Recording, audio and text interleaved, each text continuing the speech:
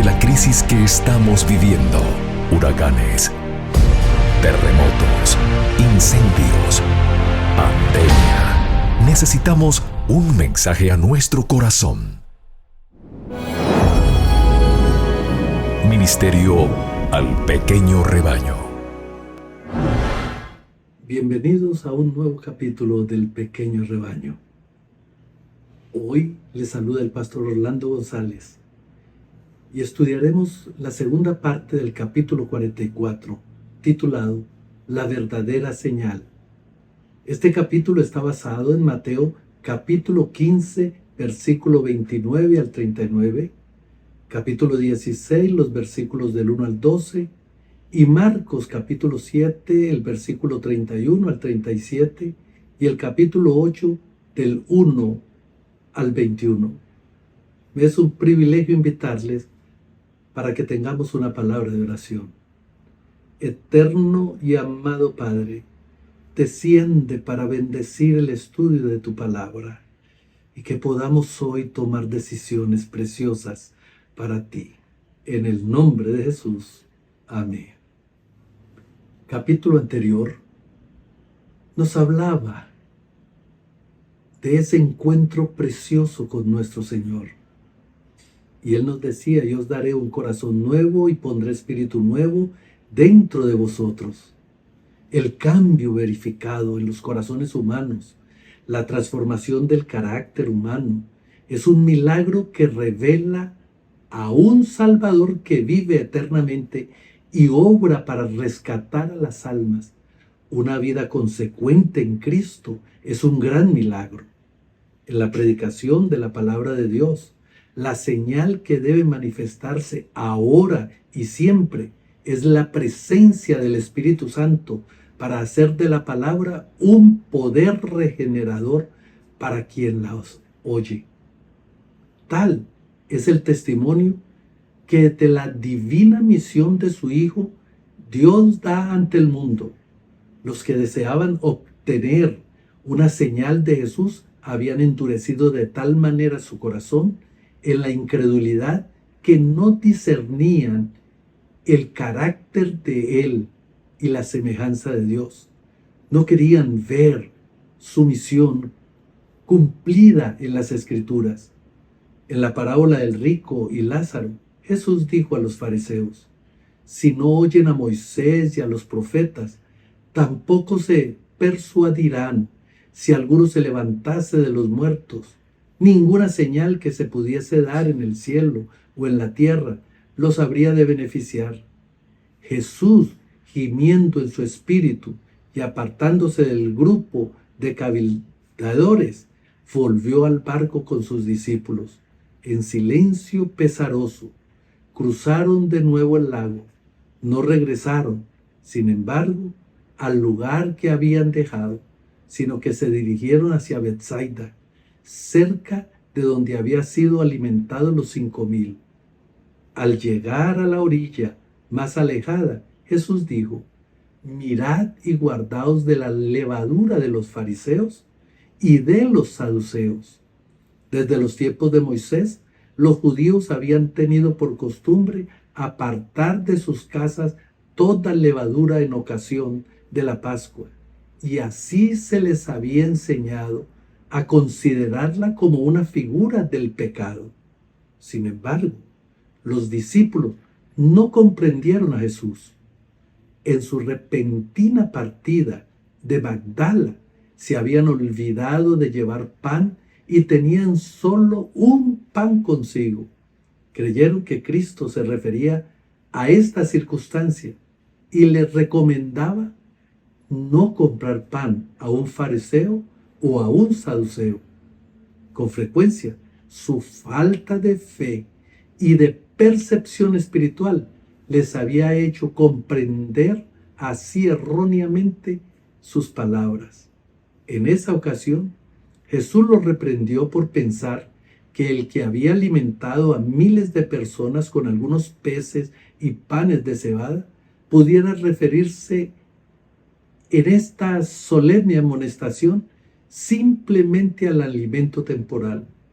Había peligro de que el astuto raciocinio de los fariseos y saduceos sumiese a sus discípulos en la incredulidad y les hiciese considerar livianamente las obras de Cristo. Los discípulos se inclinaban a pensar que su maestro debiera haber otorgado una señal en los cielos cuando se lo había pedido. Creían que él era perfectamente capaz de realizarla y que una señal tal habría callado a sus enemigos. No discernían la hipocresía de esos caviladores. Meses más tarde, juntándose mucha gente, tanto que unos a otros se hollaban, Jesús repitió la misma enseñanza. Comenzó a decir a sus discípulos: primeramente, guardaos de la levadura de los fariseos, que es hipocresía. La levadura puesta en la harina obra imperceptiblemente y cambia toda la masa, de modo que comparta su propia naturaleza. Así también, si se la tolera en el corazón, la hipocresía impregnada, el carácter y la vida. Cristo había reprendido ya un notable ejemplo de la hipocresía farisaica al denunciar la práctica del Corbán, por medio de la cual se ocultaba una negligencia del deber filial bajo una afección de generosidad hacia el templo. Los escribas y fariseos insinuaban principios engañosos, ocultaban la verdadera tendencia de sus doctrinas y aprovechaban toda ocasión de inculcarlas arteramente en el ánimo de sus oyentes. Estos falsos principios, una vez aceptados, obraban como una levadura en la harina, impregnando y transformando el carácter. Esta enseñanza engañosa era lo que hacía tan fácil para la gente recibir las palabras de Cristo. Las mismas influencias obran hoy por medio de aquellos que tratan de explicar la ley de Dios de modo que la hagan conformar a sus prácticas. Esta clase no ataca abiertamente la ley, sino que presenta teorías especulativas que minan sus principios, la explican en forma que destruye su fuerza. La hipocresía de los fariseos era el resultado de su egoísmo. La glorificación propia era el objeto de su vida. Esto era lo que los inducía a pervertir y explicar mal las Escrituras y los cegaba en cuanto al propósito de la misión de Cristo. Aún los discípulos de Cristo estaban en peligro de albergar este mal sutil. Los que decían seguir a Cristo, pero lo habían dejado todo para ser sus discípulos, sentían profundamente la influencia del raciocinio de los fariseos. Con frecuencia vacilaban entre la fe y la incredulidad y no discernían los tesoros de sabiduría escondidos en Cristo. Los mismos discípulos, aunque exteriormente lo habían abandonado todo por amor a Jesús, no habían cesado en su corazón de desear grandes cosas para sí.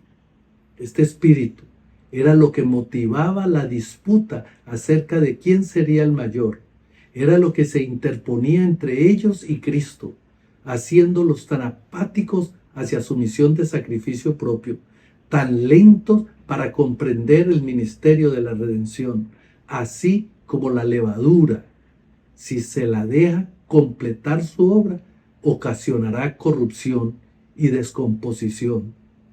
El espíritu egoísta, si se lo alberga, produce la contaminación y la ruina del alma. Cuán difundido está hoy, como antaño, este pecado sutil y engañoso entre los seguidores de nuestro Señor. Cuán a menudo nuestro servicio por Cristo y nuestra comunicación entre unos y otros quedan manchados por el secreto deseo de ensalzar al yo. Cuán presto a manifestarse está el pensamiento de adulación propia y el anhelo de la aprobación humana. Es el amor al yo y el deseo de un camino más fácil que el señalado por Dios, lo que induce a sustituir los preceptos divinos por las teorías y tradiciones humanas. A sus propios discípulos se dirigen las palabras amonestadoras de Cristo: mirad y guardaos de la levadura de los fariseos. La religión de Cristo es la sinceridad misma. El celo por la gloria de Dios es el motivo implantado por el Espíritu Santo, y únicamente la obra eficaz del Espíritu puede implantar este motivo. Únicamente el poder de Dios puede desterrar el egoísmo y la hipocresía. Este cambio es la señal de su obra. Cuando la fe que aceptamos destruye el egoísmo y la simulación, cuando nos induce a buscar la gloria de Dios y no la nuestra, podemos saber que es el debido carácter. Padre, glorifica tu nombre. Fue el principio fundamental de la vida de Cristo. Y si seguimos, será el principio fundamental de nuestra vida. Nos ordena andar como Él anduvo.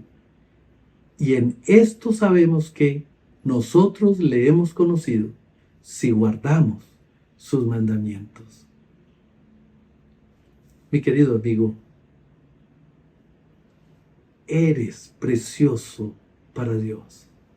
Y Él hoy te invita, te abraza para que aceptes la pureza de su palabra. Él anhela que tú y yo seamos puros, leales y sinceros, y no entremos en el camino de los fariseos. Más bien, que le digamos al Señor: ven, tómanos, transfórmanos y úsanos. Querido y eterno Padre, desciende sobre cada uno de nosotros. Danos el gozo de servirte con sinceridad y la alegría de estar contigo para siempre. Ven, Señor Jesús, ven. En tu nombre, amén.